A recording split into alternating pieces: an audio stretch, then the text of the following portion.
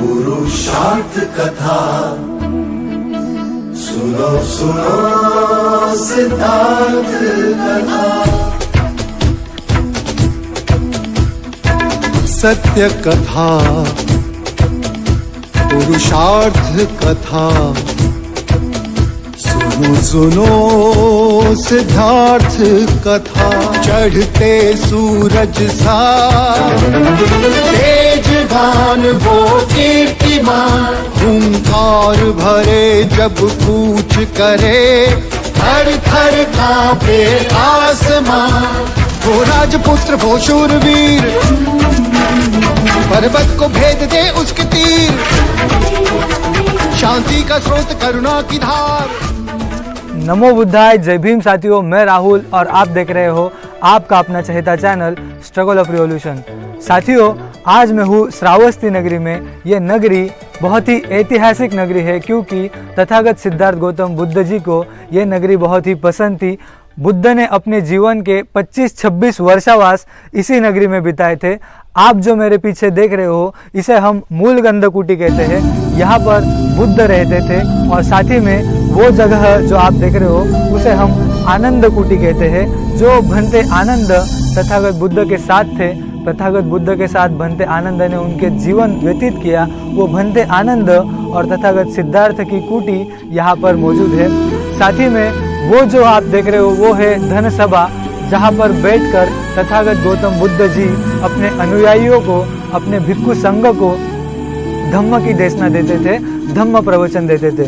साथियों, बहुत ही ऐतिहासिक ऐसी है जगह और इसी जगह पर एक कुआं मौजूद है जो बुद्ध के काल का कुआं है। वो कुआं आप वहाँ पर देख सकते हो। उसी कुएं से बुद्ध और उनके अनुयायी यहाँ से पानी पीते थे। ये बहुत ही महत्वपूर्ण जगह है और यहाँ पर आप वहाँ सामने एक बोधि वृक्ष देख सकते हो। इस बोधि वृक्ष को सुदत्त यानी अनाथ पिंडक इन्होंने यहाँ पर लगवाया था, ऐसी मान्यता है। श्रीलंका के बौद्ध ग्रंथों में इसका उल्लेख मिला था और ये आधुनिक जो बोधि वृक्ष है इसे बोधिसत्व अनागारिक धम्मपाल जी इन्होंने लगवाया था। सुदत्त यानी यहाँ के जो श्रेष्ठी थे, उन्होंने, ये बहुत ही धनवान थे, उन्होंने तथागत सिद्धार्थ को ये पूरा वन दान में दिया था। राजकुमार जेठ ने सुदत्त के सामने एक अट रखी थी कि आप इस ज़मीन पर जहाँ पर आप सुवर्ण मुद्राएं रखोगे वो सारी ज़मीन मैं आपको दे दूंगा। और जो सुदत्त थे, जो श्रेष्ठी थे, उन्होंने यहाँ पर सुवर्ण मुद्राएं बिछा दी। कुल मिला के 64 बीघा में इन्होंने यहाँ पर सुवर्ण मुद्राएं बिछा दी और ये सारी ज़मीन राजकुमार जेठ ने सुदत्त को दान दे दी। और तब से सुदत्त को अनाथ पिंडक ऐसा कहा जाने लगा। आप ये जगह देख सकते हो, कितनी विशालकाय जगह है और सोचो यहाँ पर सुवर्ण मुद्राएं कितनी डाली होगी सुदत्त ने। साथ ही में आप ये जो मूल गंधकुटी विहार देख रहे हो, इसके पीछे वो जो पीपल का पेड़ है, वहाँ पर जापान सरकार ने खुदाई की थी तो एक पोखरा सामने आया जहाँ पर बुद्ध नहाते थे। तो वो वही जगह है जहाँ पर बुद्ध नहाते थे। बुद्ध की कुटी यहाँ पर थी। साथियों, इस जगह का उत्खनन कार्य आज संभवतः से पूरा हो चुका है। उत्खनन कार्य में यहाँ पर बहुत सारे विहार मिले, बहुत सारे पूजा स्थल मिले और बहुत सारे कुटिया भी मिली। सुदत्त ने ये काम करके दिखाया था। ये ज़मीन अनाथ पिंडक ने बुद्ध को दान करके दिखाई थी, इसलिए इसे श्रेष्ठी मठ कहा जाता था और इसी नाम से इस जगह को सहेट ये नाम पड़ा और सहेट को आज हम जेतवन नाम से जानते हैं। आइए साथियों, मैं आपको वो आगे का जो विशालकाय बोधि वृक्ष है वो दिखाता हूँ। साथियों, ये है भंते आनंद की कुटी जो कि सिद्धार्थ गौतम बुद्ध जी के साथ अपने पूरी ज़िंदगी उन्होंने बिताई। मूल गंधकुटी के पड़ोस में ही यहाँ पर भंते आनंद की कुटी है। भंते आनंद बुद्ध के साथ ही रहते थे और वहाँ पर जो पीपल का पेड़ आप देख रहे हो, उस पीपल के पेड़ के यहाँ पर बुद्ध का पोखरा है, यानी बुद्ध वहाँ पर नहाते थे, वो जगह है। ये पूरी श्रावस्ती बुद्ध को बहुत ही पसंद थी। यहाँ पर बुद्ध ने कई सारे उपदेश दिए। इस श्रावस्ती में बुद्ध ने महामंगल सूत्र का उपदेश भी किया था, जो कि बुद्धिज्म में सबसे महत्वपूर्ण सूत्र माना जाता है। अगर कोई भी इंसान अपना मंगल चाहे तो वो कैसे मंगल हासिल कर सकता है, ये बुद्ध ने इसी नगरी में बताया था, इसी जगह पर बताया था। जो अंगुलीमाल है, जो अहिंसक बाद में बनते अहिंसक, अंगुलीमाल को दीक्षा भी बुद्ध ने इसी जगह पर दी थी। करीब 25 साल बुद्ध यहाँ पर रहे। तो आप सोच सकते हो कि इस जगह का महत्व क्या है और बुद्ध को ये जगह कितनी पसंद होगी।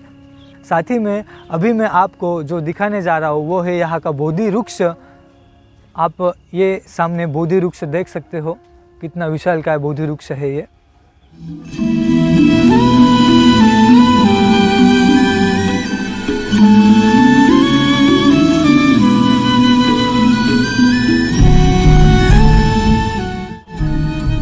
ये है बोधि वृक्ष जो श्रावस्ती में स्थित है।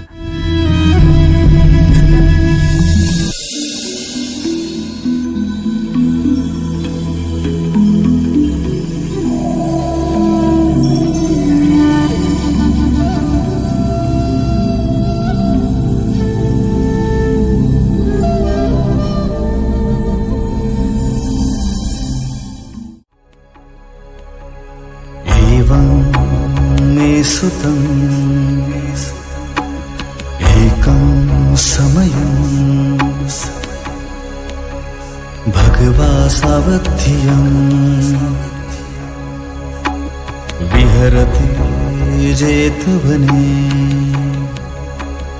अनाथपिण्डिकस्य आरामे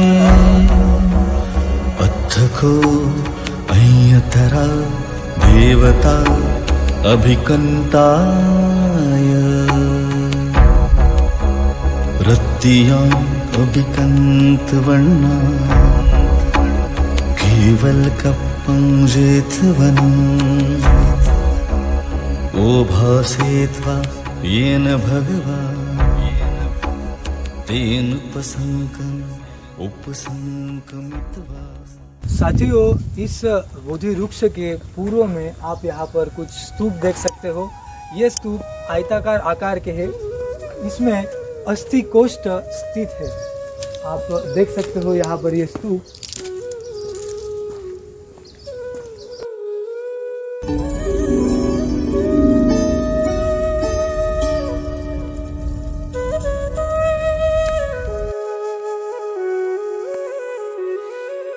स्तूपों से पाए गए अवशेष साधारणतः स्वर्णकाल शाला के हैं। यहाँ पर जो उत्खनन हुआ था, उस उत्खनन में एक शुद्ध स्वर्ण पिंड, साथ ही में एक राख का ढेर और मिट्टी की कठाली यानी धातु गलाने वाला जो औजार होता है वो यहाँ से प्राप्त हुआ था। इसकी शेष दीवारें करीब 1.5 मीटर ऊंची है और जो इस स्तूप की ऊंचाई है वो 1.20 मीटर ऊंची है। यहाँ पर जो अस्थि कोष्ठ है जिनका माप है 1.95 मीटर। आप जो मेरे पीछे देख रहे हो ये यहाँ का बोधि वृक्ष है। श्रावस्ती का एकमेव बोधि वृक्ष आप देख सकते हो। इस बोधि वृक्ष को सुदत्त यानी अनाथ पिंडक ने यहाँ पर लगाया था। बौद्ध साहित्य पूजा वलय, ये सिंहली ग्रंथ है, श्रीलंका का ग्रंथ है। इस पूजा वलय में इस घटना की पुष्टि होती है। यहाँ से हमें प्राप्त होता है कि ये वृक्ष, पूजा वलय से हमें प्राप्त होता है कि ये वृक्ष अनाथ पिंडक यानी सुदत्त ने इस जगह पर लगवाया था। साथ ही में आप ये जो सामने वृक्ष देख रहे हो, ये वो वृक्ष नहीं है जो अनाथ पिंडक ने लगवाया था। तो यहाँ पर जब बोधिसत्व अनागारिक धम्मपाल जी आए, उन्होंने वो ग्रंथ पढ़ा था, उनको ये बात पता चली कि यहाँ पर बोधि वृक्ष था। तो श्रीलंका से जो बोधि वृक्ष भारत में लाया गया, जिसकी जड़ें महाबोधि महावीर टेम्पल में स्थित है, उसी की जड़ें यहाँ पर भी लगवाई और आप ये बोधि वृक्ष यहाँ पर देख सकते हो। साथ ही में यहाँ पर आगे कुछ मनोती स्तूप भी है। चलिए मैं आपको दिखाता हूँ वो स्तूप।